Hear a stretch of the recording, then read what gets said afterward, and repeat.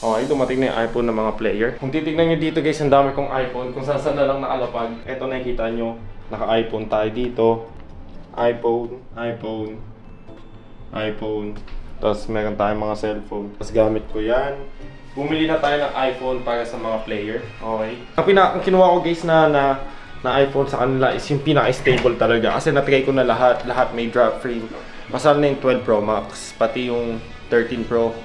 Pati 13 Pro Max. Pati yung 13 nagda-drop free. 11 stable. Pati yung XR stable. Umorder tayo ng 20 pieces na iPhone. Is either 11 or eto. Kaso kasi yung 11, 10 na lang meron. And etong XR, meron pa silang stock na 32, I think. 32 stock. So kumuha ko 20. Oh, iPhone. Sarap. Sarap na. Gago lahat ata pula.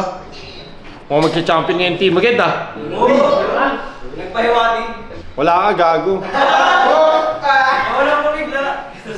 Eh, meron naman doon 11 eh, yung papagamit ko.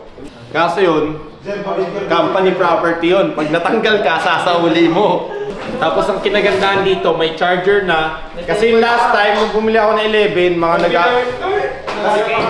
mauna kay Yoki, kay JB, pati kay Zeno. Si Yoki. Morning person yung boss D. Nabigay na sa ni Boss D. iPhone 11, iPhone XR. Tapos yung Tecno, bali, 3 na. Yung Poba po pala. Kaya laking pasalamat ko kay Boss D kasi siya yung una napagbigay sa akin ng iOS. Wala talaga idea kung gaano ka-smooth mag-ML dun sa iOS kasi lumaki ako sa Android. Kaya kitang-kita ko po yung pinagkaiba nung Android sa iOS. Team White, yung 5. Bro, Press G. Para Maki. Para Maki. Meron ng dedicated phone para sa mga pro player. Pro player, Press G. Abangan.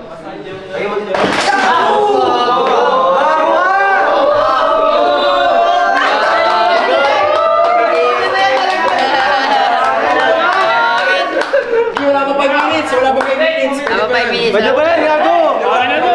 Taas mo, gago! Pwede pa yan. Yung, kunwari, may cellphone yung iPhone nyo, kulay pula, tapos team blue kayo, tapos yung nasa team blue, palit na muna, huwag nyo muna buksan. I-switch nyo na, swap nyo na. Salamat po kay Boss D dahil po bigyan niyo po ako ng iPhone na nakatulong sa akin para magbatak at magpalakas pa at kunin ang MDL slot. Sabi ko kay Boss D, salamat Boss D dahil binigyan niyo kami ng magagamit na panglaro na iPhone. No! Bolo dyan! Palit sa iPhone 13. Ito naman eh. Ano, palit sa iPhone? Bolo dyan, nag-go-touch! Nag-go-touch yan eh. Original, may favorite my scale. Thank you, Boss D. Sobrang nagpapasalamat ako kay Boss D kasi dahil binigyan niya kami ng iPhone, mas gaganda siguro yung laro ko dahil mas smooth na yung gagamitin kong cellphone ngayon. Kaya sobrang thank you, Boss D. Tanungin na lang po dito. Good eh.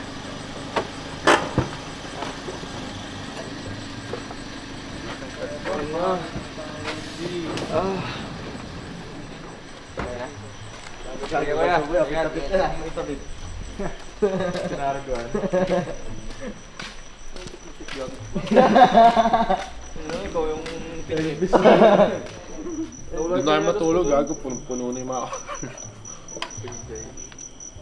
wala sa guest room naman kasi dito punong-puno eh. Sabi doon kay Ras Gila. Pero yung kama ni ni Sumpak wala pa yung wala atang natutulog pa. Sinabihan ko eh. Tawag bawal niya tulugan, sapakin kayo. Pag pumunta yun, nakita kami natutulog doon ako natutulog, bag. Sabot ka lang tayo para sabi ko lang naman eh. Pagkakaroon ng mailbox. Last mo nga i-ulti yung sa'yo sa'yo. Hindi. May ulti pa naman ako eh. Last yung sa'yo, akin muna. Hindi. O tara, baba na dito. Hold mo lang. Slow take. Antay si Tegu. Slow take. Okay, may ulti ka naman na Atoms eh. Kaya na. Isa Atoms. Out. May blue pa dito. Halfway, kaya ba? Out ka na dyan kay Mac. Ulti ka pa out. Ulti ka na pa out. Kami na ba? Maalat yung mga laro namin ngayon eh. Bumabawi na, sa RG maalat, pero po pagdating sa scrim, doon po kami bumabawi. Kumbaga doon kami tutulungan. Sino sa tingin mo yung underperform sa tingin niya? Underperform si Kenma kasi kailangan pa talaga namin siya mag-guide. Minsan kailangan kasi namin ng boses niya lalo Porsche. Di siya nagsasalita kaya sinabihan ko rin siya na kailangan niya bumoses. Nung ginawa niya, yung sumunod siya sa akin, doon na kami nananalo. Sa tingin ko po, ngayon as now po is si Kenma po. Kasi po hindi po siya masyado nakakasabay sa playstyle namin, 4. And tingin ko po ay hahabol pa po siya and mag-i-improve pa po siya. Manood po siya ng mga MPL, mga amateur. And pag-aralan niya kung paano yung patting niya, kung paano siya makakasabay sa amin. Aralin niya yung mga playstyle namin para po makasabay siya. Abos buhay ko sa nabago.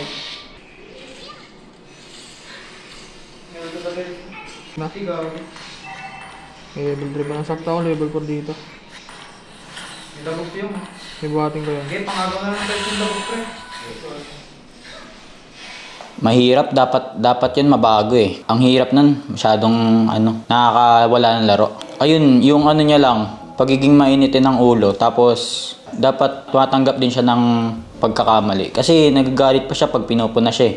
Okay lang yun, lang yun eh, normal lang sa akin eh, kasi parang pinupush ko sila na lumabas sila sa comfort zone nila. Kasi nasanay sila kung paano yung gameplay nila sa RG, ganun eh. Kasi pag sa tournament, hindi nila magagawa yung mga ganung gameplay.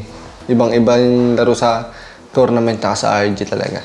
May problema sa team. Feeling ko, problema sa team yung comms talaga namin. Sobrang laking impact ng comms. Kasi dati sa Team White, ang comms lang namin, basic lang eh. Ngayon, medyo magulo eh kasi kanya-kanyang play, ang dami nilang gustong gawin. So, nagkakagulo yung team. Kaya mahirap din kapag lahat sobrang gagaling kampe mo. Underperform. Ngayon, wala namang underperform eh. Parang lang, sumusobra lang sa playstyle katulad nila yung sobra sa galing eh. Parang hindi na kailangan gawin, ginagawa pa rin ganun. Pero ang feel ko si Kimi, sobrang lakas ni Kimi ngayon. Ganda ng performance niya sa team ngayon. Yan buong makasaiyan min. Pag ganun, dito sa sayan. Sayan min, butasan mo. Pag na-clear mo yun, tinatamad ka pumunta sa clash, tinatamad ka maghanap ng laban sa baba, tanggalan mo ng isang jungle, tanggalan mo ng isang green. Lugi na yun sa level min. Gets mo? Yung mga ganun na sitwasyon tol, yung parang, ay kasi sa experience kasi nagkakano eh, pero ayun mo lang yun min. Ipasok mo lang yung sistema mo na ang trabaho mo, lugiin yung XP, tapos kupalan yung panel or yung mage, yung post 4 nila. Pasok doon boss ni kahit bene ka lang. Oo, pasok yun. Ayun na, kaya nga yun yung mga na yun. Comfort ko yung Bene, Pakito, yung mga fast rotating hero.